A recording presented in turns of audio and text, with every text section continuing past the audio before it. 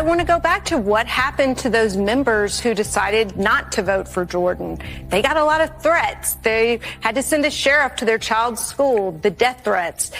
To deal with that, it's not something you take lightly. And so it took a lot of courage to make that vote. But this is the climate of extremism that Donald Trump has wrought, and that now it's being embraced by the most extreme of his followers. But we see how that now comes into this speaker's race, and it's very scary. And you think about how it degrades the caliber of men and women who dare to go into politics if they know this is what they're going to have to deal with, members of their own caucus inciting violence against them.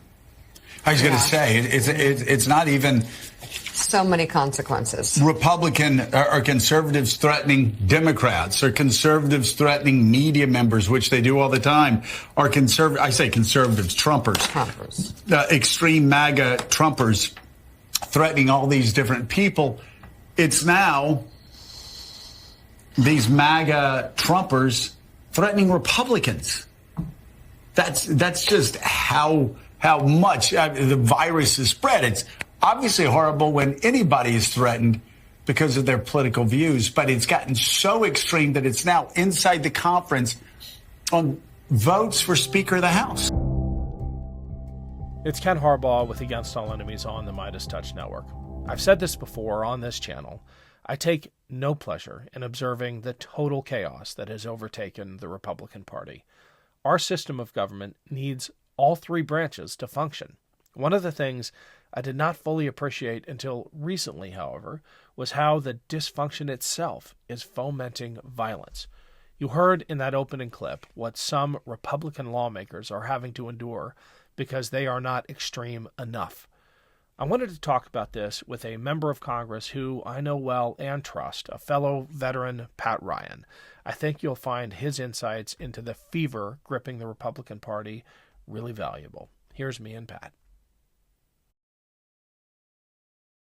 You referenced earlier the threats that members have received for, in one case, voting against Jim Jordan. I want to play a short voicemail that just is the tip of the iceberg when it comes to the threats these members are receiving.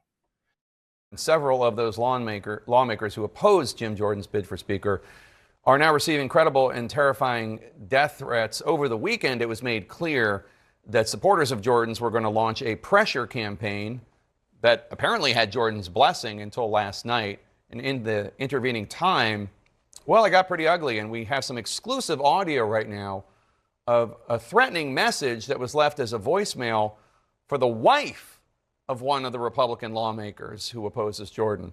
This has only been edited to take out identifying information of the wife and the lawmaker. We've bleeped out some of the language, but not all of it. And I want to warn you, this is pretty ugly stuff. Take a listen. Why is your husband such a pig? Why would he get on TV and make an asshole of himself? Because he's a deep state prick? Because he doesn't represent the people? So what we're going to do is we're going to come follow you all over the place. We're going to be up your ass nonstop. We are now Antifa.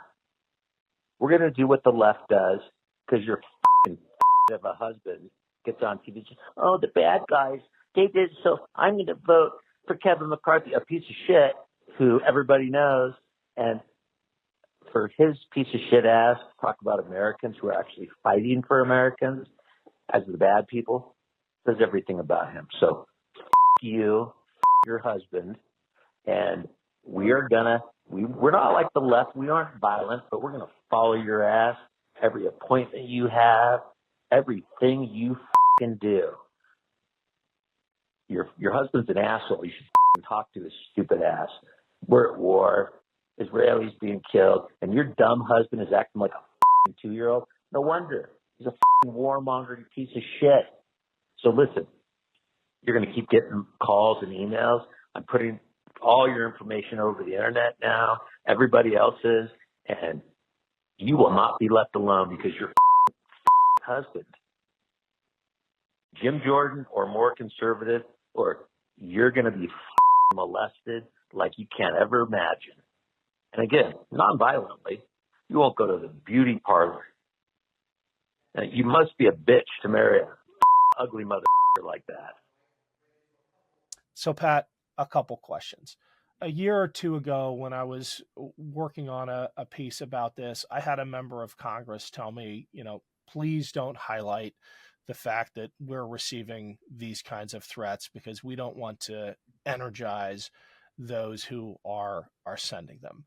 I think that approach has shifted because the American people need to see just how radicalized the right-wing fringe has become, how dangerous it has become to speak the truth within that party. What are you seeing from within Congress?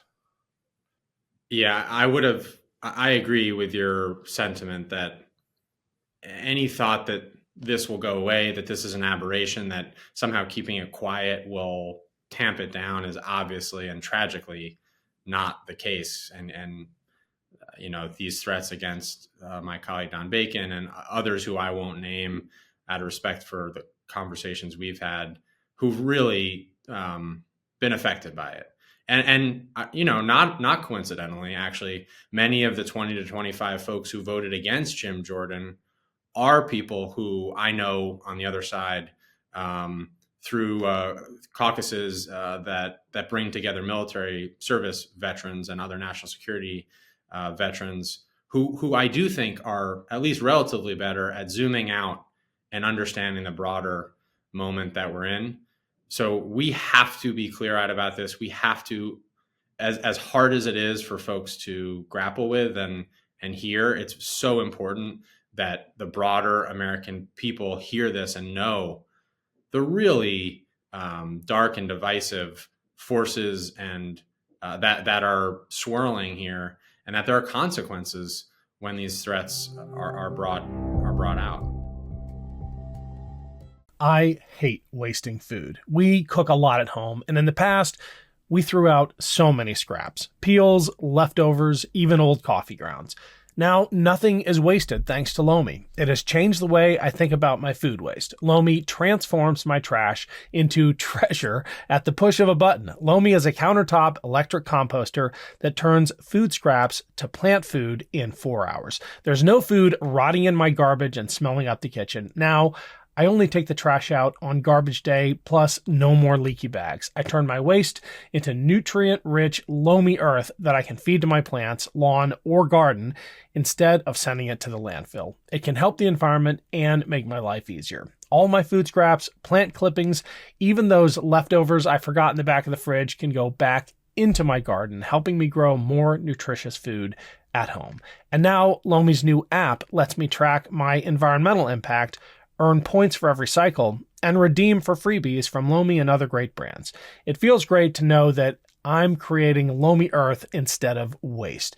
I have a basically limitless supply of plant food for my garden, plus I'm helping save the planet. Whether you want to start making a positive environmental impact or just grow a beautiful garden, Lomi is the perfect way to start. Head to lomi.com/boats and use the promo code BOATS to get $50 off your Lomi. That's $50 off when you head to lomi.com/boats and use promo code BOATS at checkout. Thank you, Lomi, for sponsoring this episode.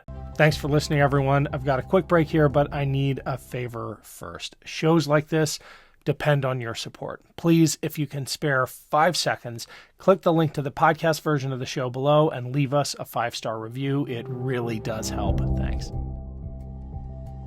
Another thing we have to be clear-eyed about, and I'm probably going to get in a little bit of trouble for this, but one of the hallmarks of fascist movements throughout history is the violent internal policing that precedes the larger takeover. When you look at the brown shirts, when you look at fascist movements in Italy, their initial number one enemies were their internal dissenters.